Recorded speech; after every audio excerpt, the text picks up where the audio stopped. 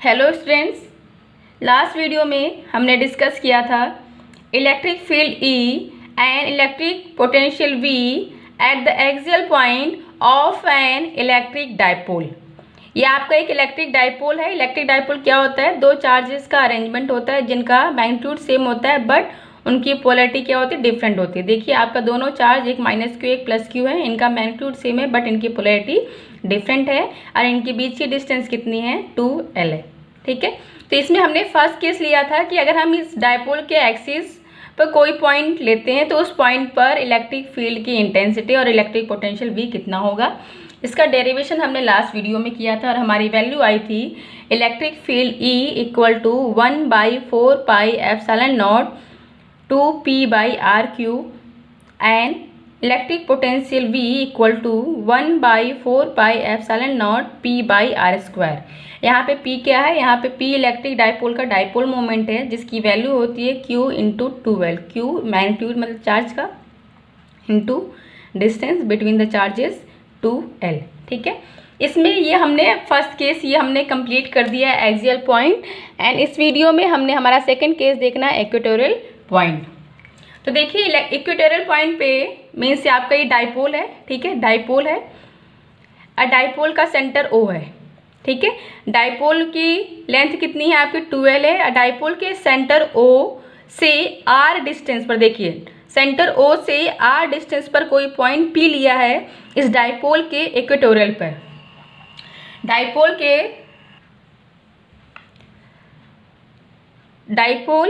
के centre O से R distance पर पॉइंट P लिया है। ठीक है, ये पॉइंट P क्या है? आपका ये सेकंड केस है इक्वेटोरियल पॉइंट पे मीन्स डाइपोल का बाइसेक्टर है, उस पर किसी डिस्टेंस R पर हमने पॉइंट P लिया है। ठीक है, पॉइंट P है तो ये P Q कुछ भी हो सकता है। आपकी बुक में किसी में P दिया हो, किसी में Q दिया हो, किसी में R दिया होगा। ठीक है, सिर्फ एक पॉइंट है। ठीक है, इस पॉइंट पर हमें निकालना है electric field E and second निकालेंगे इलेक्ट्रिक पोटेंशियल V। तो कैसे निकालेंगे? देखिए यहाँ पे हमारे पास दो चार्जेस हैं। क्या है? दो चार्जेस हैं। दोनों चार्ज का इलेक्ट्रिक फील्ड और इलेक्ट्रिक पोटेंशियल पॉइंट P पर डिफरेंट होगा। ठीक है, हम ये कंसीडर कर रहे हैं कि +q चार्ज का इलेक्ट्रिक फील्ड कितना है? E1 है। पॉइंट P पर +q का इलेक्ट्रिक फील्ड है E1। तो देखिए आपका चार्ज क्या? पॉजिटिव चार्ज है। पॉजिटिव चार्ज से इलेक्ट्रिक फील्ड की डायरेक्शन क्या होगी? देखिए पॉजिटिव चार्ज से इलेक्ट्रिक फील्ड लाइंस जो होती क्या होती है? डाइवर्ज होती हैं। क्या होती हैं? डाइवर्ज होती हैं। इसलिए हमारे इलेक्ट्रिक फील्ड E1 की डायरेक्शन देखिए पॉइंट +q चार्ज से डाइवर्ज होता हुआ डायरेक्शन होगा। ठीक है, एंड -q चार्ज का इलेक्ट्रिक फील्ड हम कंसीडर करेंगे E2 है। ठीक है, पॉइंट P पर +q चार्ज के थ्रू इलेक्ट्रिक फील्ड E1 है, उसकी डायरेक्शन ऐसी हो जाएगी एंड -q चार्ज के थ्रू इलेक्ट्रिक फील्ड E2 है। तो देखिए -q चार्ज की तरफ इलेक्ट्रिक फील्ड लाइंस कन्वर्ज होती हैं, इसलिए देखिए आपका E2 का डायरेक्शन जो है वो आपका -q चार्ज की तरफ है। ठीक है, ये E2 है, ये E1 है, इनकी डायरेक्शन ऐसे क्यों है? Because of polarity of charge -q and +q। इनकी जो पोलैरिटी है कि एक पॉजिटिव एक नेगेटिव है, उसकी वजह से इनकी डायरेक्शन को डिसाइड किया गया है। ठीक है, इलेक्ट्रिक फील्ड आपका एक वेक्टर क्वांटिटी होता है। ठीक है, इलेक्ट्रिक फील्ड आपका वेक्टर क्वांटिटी है तो रिजल्टेंट देखिए दो वेक्टर्स है, इन दोनों वेक्टर E1 एंड E2 का जो पॉइंट P पर रिजल्टेंट होगा, दो फील्ड है E1 भी और E2 भी है तो पॉइंट P पर तो कोई एक फील्ड होगा ना, तो वो पॉइंट P पर जो इलेक्ट्रिक फील्ड होगा वो हम कंसिडर करें E है। पॉइंट P पर इलेक्ट्रिक फील्ड क्या है? आपका E है। अब E की जो वैल्यू होगी वो क्या होगा? वो E1 और E2 दोनों का रिजल्टेंट है। E1 एंड E2 का दोनों का रिजल्टेंट होगा आपका E। एंड देखिए आपका ये E1 है, ये आपका वेक्टर E1 है तो इसका ये बेस कंपोनेंट ये एंगल थीटा है हमारा, तो ये बेस कंपोनेंट हमारा कितना हो जाएगा? E1 cos theta. सेम आपका ये वेक्टर E2 है तो इसका ये बेस कंपोनेंट क्या हो जाएगा? E2 cos theta. ठीक है, देखिए E1 का इस तरफ इस डायरेक्शन में इलेक्ट्रिक फील्ड E की डायरेक्शन में E1 cos थीटा होगा एंड इलेक्ट्रिक फील्ड E की डायरेक्शन में E2 का कौन सा कंपोनेंट होगा? E2 cos theta. तो resultant electric field at point P will be E = E1 cos theta + E2 cos theta. क्या होगा, E1 cos theta plus E2 cos theta. देखिए E आपका रिजल्टेंट है E1 एंड E2 का, तो दोनों का सम होगा, बट दोनों के बेस कंपोनेंट का सम होगा। क्यों? क्योंकि आपका E1 है तो E1 का बेस कंपोनेंट हो जाएगा E1 cos theta and perpendicular component होगा E1 sin थीटा, बट आपका इलेक्ट्रिक फील्ड जो E है उसे बेस कंपोनेंट होगा, इसलिए E will be equal to E1 cos theta plus E2 cos theta. Next E1, अब हमें प्रॉब्लम क्या है, देखिए हमें E1 E2 and cos theta की वैल्यू फाइंड आउट करनी है। ये वैल्यू हम निकाल लेंगे तो उसकी वैल्यू हम इस इक्वेशन में पुट करेंगे और हमें रिजल्टेंट E की वैल्यू मिल जाएगी। तो E1 cos theta and E2 cos theta दोनों की वैल्यू सेम होगी, दोनों का वैल्यू इक्वल होगा। क्यों? क्योंकि दोनों का मैग्नीट्यूड सेम है। दोनों का क्या है, दोनों का E1 cos theta and E2 cos theta, इसमें E1 और E2 की वैल्यू क्या होगी, इनका दोनों का पोलैरिटी डिफरेंट। देखिए दोनों charge minus Q plus Q charge, इनकी पोलैरिटी डिफरेंट है, बट दोनों का चार्ज तो सेम है और दोनों से पॉइंट P की डिस्टेंस भी सेम है। जब पॉइंट P की डिस्टेंस भी सेम है, चार्ज भी सेम है, तो दोनों की इलेक्ट्रिक फील्ड का मैग्नीट्यूड भी सेम होगा, मैग्नीट्यूड सेम होगा। देखिए मॉड यहाँ लगाया गया है। क्यों मॉड क्यों लगाया गया है, हम यहाँ पे किसकी बात करें, मैग्नीट्यूड की बात करें। किसकी बात कर रहे हैं, मैग्नीट्यूड की बात कर रहे हैं कि हमें इलेक्ट्रिक फील्ड E की इंटेंसिटी इस पॉइंट P पर कितनी होगी, यहाँ पर हम उसका मैग्नीट्यूड निकाल रहे हैं। ठीक है, मैग्नीट्यूड होगा आपका E equal to E1 cos theta plus E2 cos theta and E1 E2 का दोनों का मैग्नीट्यूड सेम होगा। सेम क्यों होगा, क्योंकि दोनों का चार्ज का अमाउंट सेम है, दोनों की पोलैरिटी डिफरेंट है चार्ज की, बट उनका मैग्नीट्यूड सेम है। जब चार्ज का मैग्नीट्यूड सेम है एंड पॉइंट P की डिस्टेंस भी दोनों चार्ज से सेम है, तो फिर आपका दोनों electric field E1 and E2 का मैग्नीट्यूड भी क्या होगा, सेम होगा। उसकी वैल्यू कितनी होगी, 1/4 pi epsilon not Q by, formula क्या होता है आपके इलेक्ट्रिक फील्ड की, E/r²। बट देखिए यहाँ पे चार्ज Q या माइनस Q से P का डिस्टेंस कितना होगा, सेंटर से डिस्टेंस R है। देखिए सेंटर, ये ट्रायंगल देखिए आप ये बन रहा है, ट्रायंगल में देखिए सेंटर O से पॉइंट P की डिस्टेंस है R एंड O से B की डिस्टेंस है L, या फिर O से A की डिस्टेंस होगी L। तो ये आपका, ये देखिए परपेंडिकुलर क्या है आपका, R है, नॉर्मल आपका, नॉर्मल की वैल्यू R है एंड आपके बेस की वैल्यू है L। तो आप यहाँ पे पाइथागोरस थ्योरम अप्लाई करेंगे और आपका ये PB या PA की वैल्यू हो जाएगा √r² प्लस L²। फॉर्मूला होता है आपका h² equal to P² plus B²। Pythagoras theorem apply करेंगे तो यहाँ पे आपका PB के वैल्यू हो जाएगा √r² प्लस L²। यहाँ पे पाइथागोरस थ्योरम अप्लाई किया गया है, जो PB की जो वैल्यू होगी वही आपका PA की भी वैल्यू होगी, सेम वैल्यू ये आपका यहाँ पे भी होगा। ठीक है, तो E1 और E2 दोनों का मैग्नीट्यूड सेम होगा। क्यों? क्योंकि देखिए दोनों के लिए मैग्नीट्यूड भी सेम है चार्ज Q एंड दोनों की डिस्टेंस भी पॉइंट P से सेम है। तो E1 एंड E2 की वैल्यू हो जाएगा 1/4 pi epsilon not Q by distance कितनी है, √r² plus L² whole square. फॉर्मूले में आपका डिस्टेंस का होल स्क्वायर होता है, तो डिस्टेंस लिखा हमने √r² प्लस L² एंड इसका होल स्क्वायर कर दिया। तो ये अंडर रूट में जो आप इसका स्क्वायर करेंगे तो आपके पास क्या बचेगा, r² प्लस L²। तो हमें E1 एंड E2 की वैल्यू निकल आएगी, E1 एंड E2 की वैल्यू हो जाएगी 1/4 pi epsilon not Q by r²। आपने यहाँ इसको, इस फॉर्मूले को ओपन कर दिया। ठीक है, अब देखिए हमें निकालना है कि E equal to E1 cos theta plus E2 cos theta. E1 and E2 की वैल्यू आ गई है, अब हमें cos थीटा की वैल्यू निकालनी है। तो cos थीटा की वैल्यू कैसे निकलेगी, देखिए cos थीटा की वैल्यू कैसे आएगी। ये आपके पास इस डायग्राम में देखिए ट्रायंगल है, जहाँ पे पॉइंट P था OB, ये आपका ट्रायंगल, आपने ये पार्ट ले लिया। इस पार्ट में आपका ये नॉर्मल है R, ये है L, ये है √r² प्लस L² और एंगल कितना है आपका, थीटा है। ठीक है, एंगल कितना है आपका, थीटा है। तो आपका cos थीटा इक्वल टू क्या होगा, तो आप अपने ट्रिग्नोमेट्री के राइट एंगल ट्रायंगल वाले फॉर्मूले को अप्लाई करेंगे और cos थीटा की वैल्यू यहाँ से क्या आ जाएगी, L/√r² plus L²। cos theta equal to क्या होता है, base by hypotenuse, then base कितना है आपका L है एंड आपका ये हाइपोटेनस है √r² प्लस L²। तो cos थीटा की वैल्यू क्या आ जाएगी, L/√r² प्लस L²। जो आपके cos theta, sin theta, tan theta की वैल्यूज होती है राइट एंगल ट्रायंगल में, उन्हीं फॉर्मूले को आपने अप्लाई किया। ठीक है, और जो यहाँ पे आपने ये वैल्यू लिखा था डिस्टेंस R का, यहाँ पे आपने पाइथागोरस थ्योरम अप्लाई किया था। हमें ई की वैल्यू और हमें कॉस थीटा दोनों की वैल्यू मिल गई है। अब उसको हम इस फॉर्मूले में अप्लाई करेंगे और हम अपना रिजल्ट निकालेंगे ई के लिए।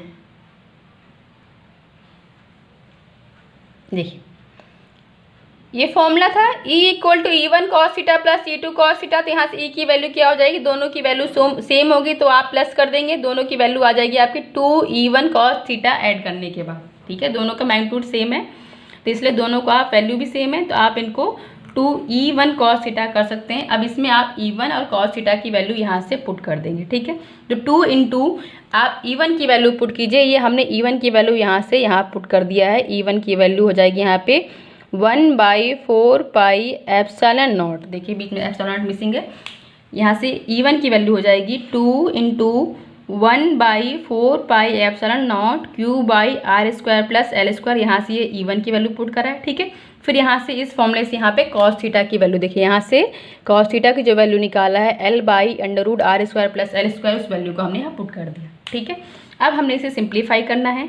तो सिंप्लीफाई करेंगे, देखिए आपका फॉर्मूला होता है dipole moment P equal to Q into 2L। तो देखिए यहाँ पे Q है इंटू 2L है, तो Q इंटू 2L इस पूरे टर्म की जगह पर हम वैल्यू पुट कर दें Q इंटू 2L, ये Q इंटू 2L। ठीक है, इसकी प्लेस पर हम यहाँ वैल्यू पुट कर देंगे P, ये आपका यहाँ पे आ गया है वैल्यू P। ठीक है, Q इंटू 2L की प्लेस पर आपका वैल्यू आ गया है P। एंड आपका देखिए यहाँ पे ये 1/4 पाई एप्सिलॉन नॉट, ये टर्म सेम रहेगा और यहाँ पे r² प्लस L² है, Underwood into Underwood r² plus L² है। तो यहाँ पे इसकी पावर कितनी 1 और यहाँ पे इसकी पावर कितनी 1/2 है। तो जब आप दोनों की पावर प्लस करेंगे तो आपका हो जाएगा 1 प्लस 1/2, 1 प्लस 1/2 और इसकी वैल्यू आएगा आपका 3/2। तो r² प्लस L², देखिए यहाँ पे r² प्लस L², इसकी पावर क्या हो जाएगी 3/2। 3/2 क्यों आएगी, देखिए यहाँ पे इसकी पावर 1 है, यहाँ पे इसकी पावर 1/2 है। जब दोनों को ऐड करोगे तो पावर आ जाएगी 3/2। मल्टीप्लिकेशन में पावर्स आपकी ऐड होती है और यहाँ पे r² प्लस L² की पावर आ जाएगी 3/2। तो यहाँ से फाइनली हमें आंसर मिल गया है electric field intensity E equal to 1/4 pi epsilon naught P/r² plus L² the power 3/2। कैसे आ गया, कैसे वैल्यूज पुट किया गया है, यहाँ पे आपको एक्सप्लेन कर दिया गया है। अब इसमें हम केस लेंगे, केस ये लेंगे, तो देखिए इसमें हमने केस लेना है कि हमारे r के डिस्टेंस, जो r की वैल्यू है पॉइंट P की डिस्टेंस सेंटर O से, वो L के कंपैरिजन में बहुत ज़्यादा है। जब L के कंपैरिजन में बहुत ज़्यादा है और L की वैल्यू R के कंपैरिजन में बहुत कम है तो उसको हम क्या कर सकते हैं, नेगलेक्ट कर सकते हैं। और जब इस वैल्यू को हम नेगलेक्ट कर देंगे, मान लो आप इसको 0 कंसिडर कर लेंगे, 0 होता नहीं है। ठीक है, लेंथ 0 कैसे पॉसिबल होगी, लेकिन बहुत छोटी होती है और छोटी वैल्यू का जब आप स्क्वायर करते हो ना तो वो बहुत वो और भी छोटा हो जाएगा। अगर डेसिमल में है, जैसे 0.2 है, उसका आप स्क्वायर करोगे तो 0.04 हो जाएगा। मतलब छोटी जो वैल्यू डेसिमल में उसका स्क्वायर करते हैं तो वो और भी छोटी क्वांटिटी हो जाती है। तो इसलिए यहाँ पर हम उसको नेगलेक्ट कर सकते हैं। तो इस वैल्यू को जब हम नेगलेक्ट कर देंगे तो यहाँ से हमारा वैल्यू ई का आएगा, E equal to 1/4 pi epsilon naught P by, यहाँ पे सिर्फ r² बचेगा, r² the power 3/2, r² the power 3/2। And जब आप r² दी पावर 3/2 करेंगे, देखिए यहाँ पे स्क्वायर ये 2 कैंसिल हो जाएगा, 1/2 और 2 मल्टीप्लिकेशन 2 कैंसिल हो जाएगा, यहाँ पे आपके पास रिमेनिंग रहेगा r³। तो फाइनली हमें वैल्यू मिल जाएगा electric field intensity E at the equatorial point of an electric dipole will be E equal to 1/4 pi epsilon naught P/r³। यहाँ पे P क्या है आपका, P है electric dipole moment, epsilon naught है परमिटिविटी ऑफ फ्री स्पेस, जिसकी value कितनी होती है 8.85 इंटू 10⁻12। एंड R क्या है, R आपका पॉइंट P की डिस्टेंस है सेंटर O से, इक्वेटोरियल पॉइंट पे जो पॉइंट लिया है उसकी सेंटर से डिस्टेंस कितनी है, R है। तो आप ये ध्यान रखिए, ये P जो है इलेक्ट्रिक डाइपोल मोमेंट है और जो हमने पॉइंट लिया था वो पॉइंट P कंसीडर किया तो वो सिर्फ हमारा एक पॉइंट था, उसको हम QR कुछ भी कंसीडर कर सकते हैं। बट ये जो P है वो आपका एक पॉइंट नहीं है, ये आपका इलेक्ट्रिक डाइपोल मोमेंट है, इसको आप क्लियर रखिएगा। अब सेकंड निकालना है, हमने फर्स्ट केस में इलेक्ट्रिक फील्ड इंटेंसिटी E निकाल दिया है। अब सेकंड में हमें निकालना है electric potential at the equatorial point, जो हमने पॉइंट किया था कंसीडर P, हमने पॉइंट कंसीडर किया था P, तो उसी पॉइंट पर हमें निकालना है V की वैल्यू। तो देखिए फॉर्मूला, जैसे E के लिए फॉर्मूला क्या अप्लाई किया था, E equal to E1 cos theta plus E2 cos theta apply किया था, जिससे हमारी वैल्यू आई थी 2E1 cos थीटा। बट देखिए जो V का होगा, V क्या होगा, V भी आपका सेम होगा V1 प्लस V2, लेकिन यहाँ पे V क्या होगा, वो आपका cos थीटा या sin थीटा टर्म में ब्रेक नहीं होगा। क्यों नहीं होगा, इसकी वैल्यू, इसकी वजह क्या है, ऐसे नहीं हो गया, ऐसे ही हो गया। E को कम हमने cos theta and sin theta term में ब्रेक कर दिया, अब V को तो नहीं कर रहे हैं। V को इसलिए नहीं कर रहे हैं, V हमारा एक स्केलर क्वांटिटी है। स्केलर क्वांटिटी का मतलब है कि ये आपका डायरेक्शन पे डिपेंड नहीं करता है। जो इलेक्ट्रिक फील्ड E है वो वेक्टर क्वांटिटी है, इसलिए इसमें हमने डायरेक्शन दिखाने के लिए cos theta sin theta term, इसको हमने क्या किया है, इन कंपोनेंट्स में ब्रेक किया, क्योंकि ये एक वेक्टर क्वांटिटी है, ठीक है। लेकिन V क्या है, एक स्केलर क्वांटिटी है, तो इस पर डायरेक्शन का फर्क नहीं पड़ेगा। जो इलेक्ट्रिक पोटेंशियल V आपका स्केलर क्वांटिटी होता है, इस बात को ध्यान रखिए। कई बार ये मल्टीपल चॉइस क्वेश्चन से पूछते हैं या एग्जाम में भी 1 मार्क्स से पूछते हैं, बहुत से कॉम्पिटिशन लेवल पे पूछते हैं कि electric potential V scalar quantity है या फिर वेक्टर क्वांटिटी है। तो ये ध्यान रखना है, इलेक्ट्रिक पोटेंशियल V एक स्केलर क्वांटिटी है, इसलिए इसका वैल्यू हो जाएगा V equal to V1 plus V2। जब V equal to V1 plus V2 होगा तो फाइनली देखिए हमें V1 की वैल्यू निकालना है, हमें V2 की वैल्यू निकालना है, और उसके बाद उसकी वैल्यू में पुट करके V की वैल्यू आ जाएगी। तो पॉइंट P पर जब हम V की वैल्यू निकालेंगे तो V1 की वैल्यू क्या होती है, देखिए ये आपका E1 का था वैल्यू। फॉर्मूला क्या होता है, V equal to 1/4πε0 Q/R। V equal to 1/4πε0 Q/R and E equal to होता है 1/4πε0 Q/R²। दोनों में फ़र्क क्या है, यहाँ पे R², यहाँ पे R है, ठीक है ना, अगर फॉर्मूले में देखें मैग्नीट्यूड में। तो सिमिलरली जैसे यहाँ पे क्या था, यहाँ पे हमारा √R², डिस्टेंस P की हमारी क्या थी, √R² प्लस L², तो उसका हमने होल स्क्वायर किया था, ठीक है। तो उस अंडर रूट का जब हमने स्क्वायर किया तो बाद में उसकी पावर 1 आ गई थी, लेकिन यहाँ पे तो फॉर्मूले में स्क्वायर नहीं है, तो हमने डिस्टेंस को as it is √R² plus L² लिखना है। तो V की वैल्यू हो जाएगी V1 प्लस V2, और V1 की वैल्यू हो जाएगी हमारी V1 क्या है आपका, इलेक्ट्रिक पोटेंशियल है due to charge plus Q। V1 charge plus Q का पोटेंशियल है, तो इसके लिए वैल्यू हो जाएगा 1/4πε0 Q मतलब चार्ज की वैल्यू, अब प्लस चार्ज इसलिए प्लस Q आ गया है, divided by distance point P की, कहाँ, सेंटर O से, जो कि हमारी वैल्यू थी √R² प्लस L²। देखिए ये हमने पॉइंट P कंसीडर किया था, ठीक है। ये हमारा सेंटर O का था, जो हमारा इस तरह का डायग्राम था, ठीक है। ये आपका रफ डायग्राम है, ये पॉइंट A है और ये पॉइंट B था, ठीक है। तो देखिए सेंटर O से ये पॉइंट P है, इसकी डिस्टेंस R है, बट आपको निकालना क्या है, यहाँ पे आपका -Q चार्ज है और आपका यहाँ पे +Q चार्ज है, तो जो डिस्टेंस लेना है वो आपको चार्ज से लेना है ना। आपका सेंटर डायपोल से डिस्टेंस आपकी O है, O से डिस्टेंस आपकी R है, बट आपका जो फॉर्मूले में जो डिस्टेंस है यहाँ पे, वो क्या होता है, डिस्टेंस बिटवीन द चार्जेस। अब देखिए चार्ज एंड पॉइंट, ये चार्ज है आपका +Q है, तो यहाँ से डिस्टेंस निकालेंगे ना पॉइंट पे, ये चार्ज -Q, तो यहाँ से डिस्टेंस लेंगे ना पॉइंट P पर, तो यहाँ से डिस्टेंस कितनी, √R² प्लस L²। तो फॉर्मूले में जो डिस्टेंस हम रखेंगे वो √R² प्लस L² रखेंगे। देखिए जो √R² प्लस L² है, इस वैल्यू को हम यहाँ पर पुट करेंगे डिस्टेंस। क्यों, क्योंकि चार्जेस से डिस्टेंस लेनी है पॉइंट P पर, जो कि √R² प्लस L² है। तो यहाँ से V की वैल्यू आ जाएगी, V1 की वैल्यू 1/4πε0 Q/√R² प्लस L², ठीक है। एन प्लस साइन पहले प्लस रहेगा, बट यहाँ पे चार्ज E2 क्या है, V2 क्या है, V2 आपका है electric potential due to charge -Q।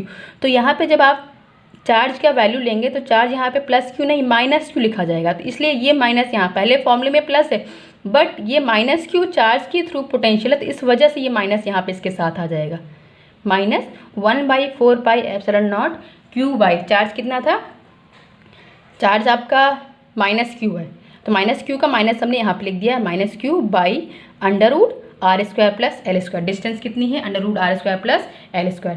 तो देखिए इन दोनों की वैल्यू क्या है, सेम है, और एक दूसरे से माइनस हो जाएंगे, ठीक है। तो एक दूसरे को कैंसिल आउट कर देंगे, तो आपका रिजल्टेंट V की वैल्यू क्या आ जाएगा, 0।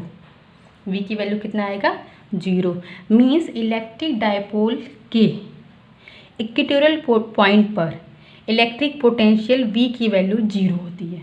ये बात ध्यान रखना है, ये आता है मल्टीपल चॉइस क्वेश्चंस में, कंपटीशन लेवल पे आएगा। 12th के बाद जब कोई भी एग्जाम दोगे तो उसमें भी आपसे पूछते हैं इक्वेटोरियल पॉइंट पर इलेक्ट्रिक पोटेंशियल V की वैल्यू 0 आएगा। देखिए हमने जो एक्सियल पॉइंट लिया था उसमें हमारे E और V दोनों की वैल्यू आई थी, इक्वेटोरियल पॉइंट पे ई की वैल्यू आ गई है 1/4πε0 p/r³, बट इक्वेटोरियल पॉइंट पर v की वैल्यू 0 होगी। कैसे होगी वो देखिए, यहाँ से वैल्यू हमारी आ गई है। v1 की वैल्यू पुट किया, v2 की वैल्यू पुट किया। जब दोनों की वैल्यू पुट करेंगे, दोनों का देखिए मैग्नीट्यूड सेम है, बट दोनों की पोलैरिटी क्या डिफरेंट है। ये आपका प्लस क्यू चार्ज है, माइनस क्यू चार्ज है, इस वजह से यहाँ पे माइनस साइन आ गया है और दोनों एक दूसरे को कैंसिल आउट कर देंगे और फाइनली हमें वैल्यू मिलेगा v = 0। तो ये हमारा इलेक्ट्रिक डाइपोल कि दोनों केस, फर्स्ट एक्सियल पॉइंट पर electric field and electric potential and second equatorial point पर electric field and electric potential, ये दोनों केसेस हमारे कवर हो गए हैं। नेक्स्ट वीडियो में हमने स्टार्ट करना है गॉस थ्योरम, जो कि हमारा new chapter and new topic होगा। Thank you.